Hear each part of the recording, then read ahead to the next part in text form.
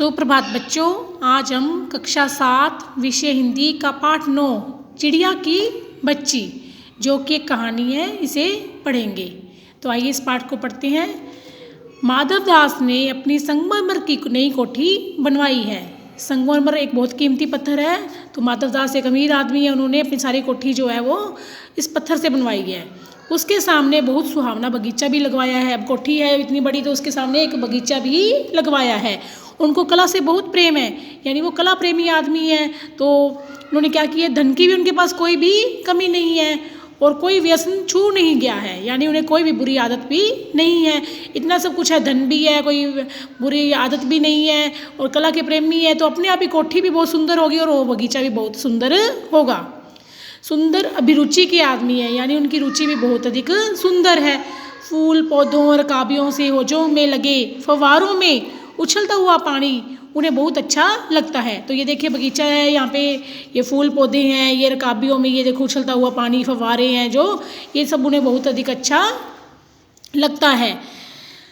समय भी उनके पास काफ़ी है, यानी वो फ्री होते हैं, उनको कोई काम इतना ज़्यादा कोई काम भी नहीं होता, इस प्रकार उनके पास समय भी काफ़ी है। शाम को जब दिन की गर्मी ढल जाती है और आसमान कई रंगों का हो जाता है, तब कोठी के बाहर चबूतरे पर तख्त डलवाकर मसनद के सहारे, मसनद यानी जो गोल वाला तकिया होता है उसे कहते हैं मसनद। तो अपने नौकर चाकर तो होंगे ही कोठी में, तो चबूतरे पर बाहर आकर चबूतरे पर एक तो तख्त डलवाकर उस पर मसनद के सहारे गलीचे पर बैठते हैं और प्रकृति की छटा को निहारते हैं। इनमें मानो उनके मन को तृप्ति मिलती है, यानी उन्हें बहुत अधिक संतुष्टि मिलती है। अगर उनके मित्र हुए तो उनसे विनोद चर्चा करते हैं, यानी उनका मनोरंजन किससे होता है, उनसे आपस में बातचीत करते हैं। अगर मित्र आ जाते हैं तो उनसे बातचीत करते हैं, नहीं तो पास रखे हुए फर्शी हुक्के की सटक को मुँह में दिए ख्याल ही ख्याल में संध्या को स्वप्न की भांति गुजार देते हैं। यानी अगर मित्र नहीं है तो उनके पास एक हुक्का है जो फर्श पर रखा हुआ है, फर्शी हुक्के को मुँह में लेकर ख्यालों ही ख्यालों में अपनी सारी जो शाम है वो स्वप्नों की भांति गुजार देते हैं, यानी उनके घर में उनसे बात करने वाला कोई नहीं है। आज कुछ कुछ बादल थे, घटा गहरी नहीं थी, धूप का प्रकाश उनमें से छन छन कर आ रहा था। माधव दास मसनद के सहारे बैठे थे। उन्हें जिंदगी में क्या स्वाद नहीं मिला है, पर जी भरकर भी कुछ खाली सा रहता है। यानी इतने अमीर थे तो सारे ज़िंदगी के सवाल लिए थे, और आज मौसम सुहावना था तो बैठे थे, वो सोच रहे थे कि उन्हें ज़िंदगी का क्या स्वाद नहीं मिला। यानी उनके पास सब कुछ है, लेकिन फिर भी उनकी ज़िंदगी जो है वो कुछ ना कुछ खाली खाली सी लगती है।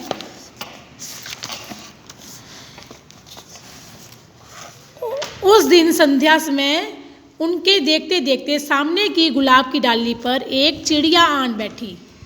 चिड़िया बहुत सुंदर थी, उसकी गर्दन लाल थी और गुलाबी होते होते किनारों पर जरा नीली पड़ गई थी।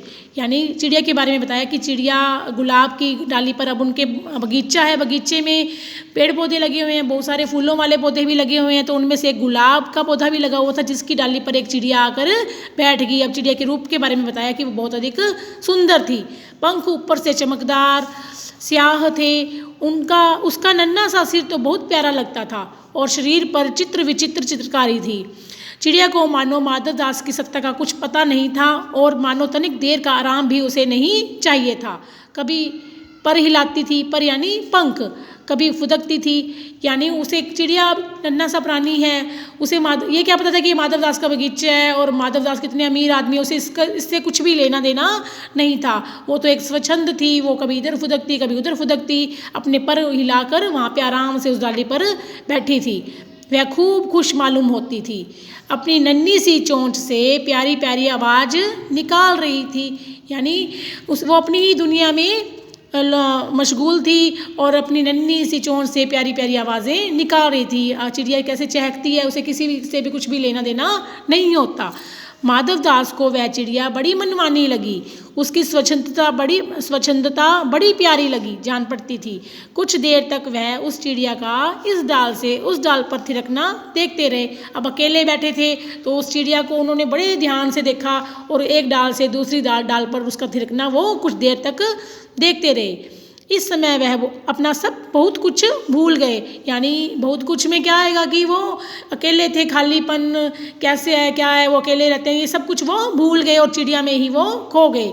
उन्होंने उस चिड़िया से कहा, आओ तुम बड़ी अच्छी आई, यह बगीचा तुम लोगों के बिना सूना लगता है। सुनो चिड़िया, तुम खुशी से यह समझो कि यह बगीचा मैंने तुम्हारे लिए ही बनवाया है, तुम बेखटके यहाँ आया करो। अब वो चिड़िया से बातें करती हैं कि चिड़िया तुम बहुत अच्छी आई, मैं यहाँ पर अकेला था, तुम आई हो तो ये समझो कि ये बगीचा मैंने तुम्हारे लिए ही बनवाया है, यहाँ बिना किसी रोक टोक के तुम यहाँ पर रोज आया करो।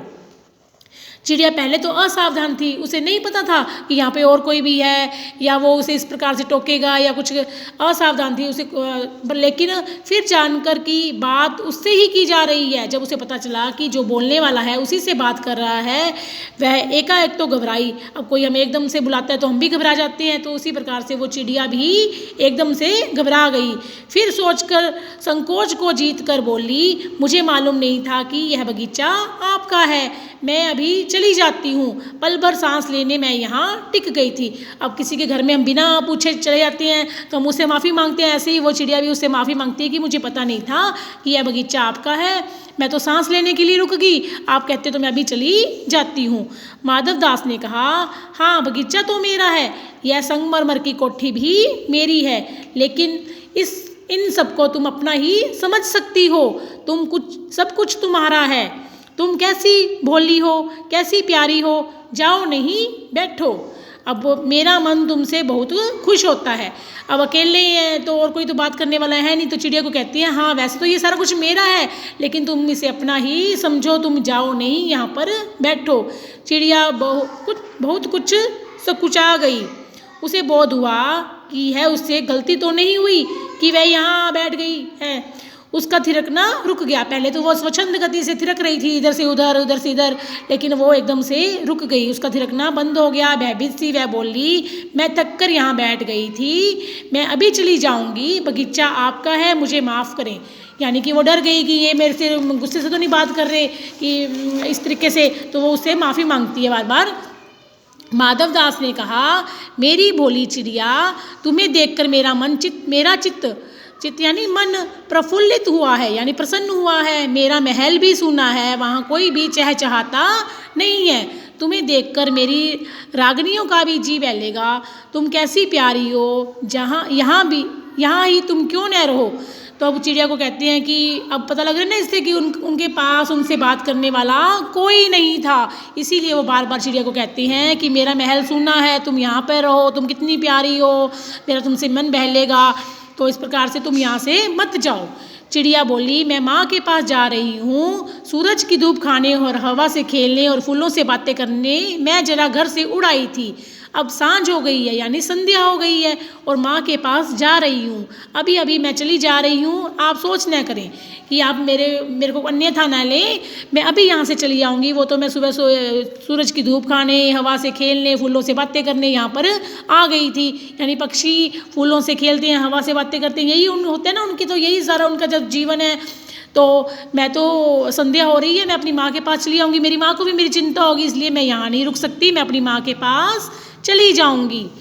माधव दास ने कहा, प्यारी चिड़िया, पगली मत बनो, देखो तुम्हारे चारों तरफ कैसी बहार है, देखो वह पानी खेल रहा है, उधर गुलाब हंस रहा है, भीतर महल में चलो, जाने क्या क्या न पाओगी। मेरा दिल वीरान है, वहाँ कब हंसी सुनने को मिलती है। मेरे पास बहुत सा सोना मोती है, सोने का एक बहुत बड़ा घर मैं तुम्हें बना दूंगा। यानी क्या क्या कहते हैं उसको कि मैं तुम्हारा एक सोने का पिंजरा बनवा दूंगा। अब उसे लालच दे रहे हैं क्योंकि वो अकेले हैं और चाहते हैं कि चिड़िया उनके पास रहे, तो अपनी सारी संपन्नता का उसके आगे बखान कर रहे हैं। मोतियों की झालर उसमें लटकेगी, किसमें, जो तुम्हारा मैं पिंजरा बनवाऊंगा सोने का, उसमें मोतियों की झालर भी लटकेगी। तुम मुझे खुश रखना, और तुम्हें क्या चाहिए, माँ के पास बताओ क्या है, तुम यहाँ ही सुख से रहो मेरी भोली गुड़िया। अब उसे कहते हैं कि माँ के पास तुम्हारे के पास क्या रखा है, मेरे पास इतना कुछ है, मैं जो सब कुछ तुम्हारा ही है, तुम मेरे पास रहो, यहाँ सुखपूर्वक रहो। अब उसे बहुत सारे लालच दे रहे हैं।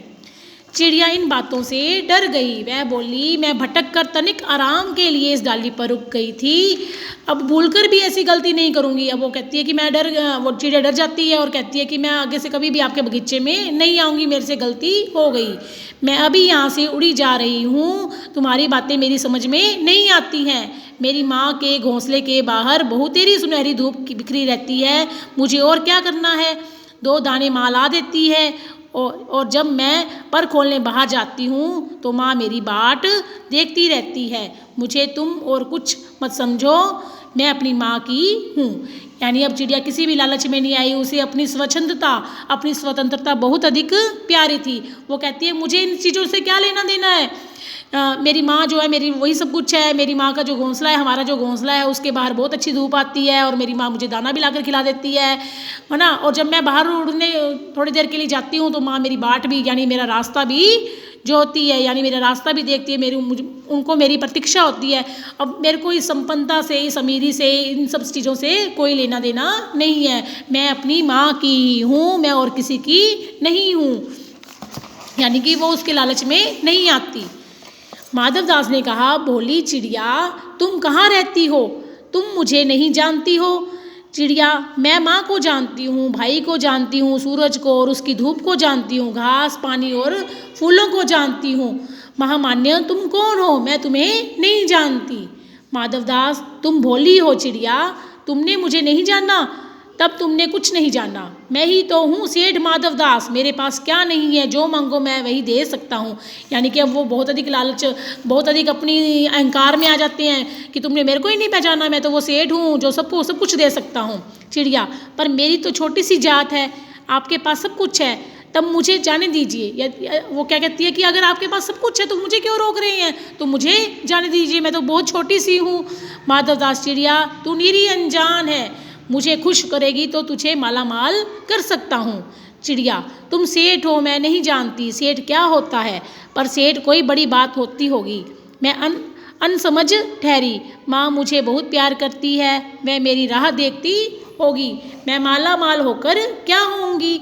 मैं नहीं जानती माला माल किसे कहते हैं, क्या मुझे वह तुम्हारा माला माल होना चाहिए। अब उससे कहती है कि मुझे इन चीज़ों के बारे में, दुनियावी चीज़ों के बारे में कुछ नहीं पता।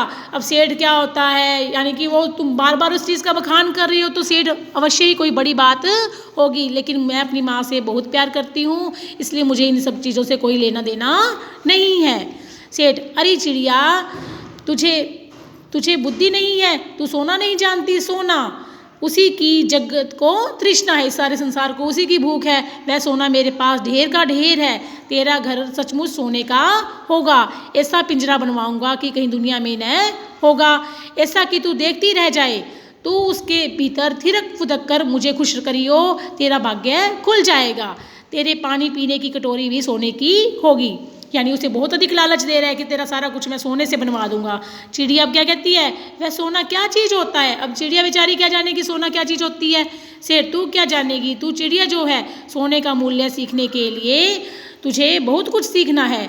बस यह जान ले कि सेठ माधवदास तुझसे बात कर रहा है, जिससे मैं बात कर लेता हूँ उसकी किस्मत खुल जाती है।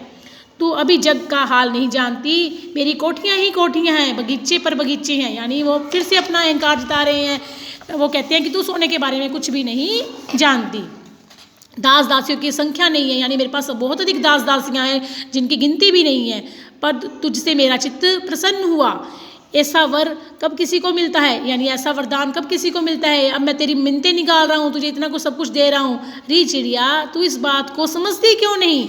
चिड़िया, सेठ मैं नादान हूँ, यानी मैं ना समझ हूँ, मैं कुछ समझती नहीं, पर मुझे देर हो रही है, माँ मेरी बाट देखती होगी। बार बार चिड़िया क्या कहती है कि माँ मेरा रास्ता देखती होगी। सभी बच्चे अपनी माँ से बहुत प्यार करते हैं और अपनी माँ से कोई भी अलग नहीं होना चाहता। सेठ, ठहर ठहर, इस अपने पास के फूल को तूने देखा, यह एक है, ऐसे अनगिनत फूल हैं, ऐसे अनगिनत फूल मेरे बगीचों में हैं, वे भांति भांति के रंग के हैं, तरह तरह की उनकी खुशबू है। चिड़िया, तुमने मेरा चित्त प्रसन्न किया है और वे सब फूल तेरे लिए खिला करेंगे।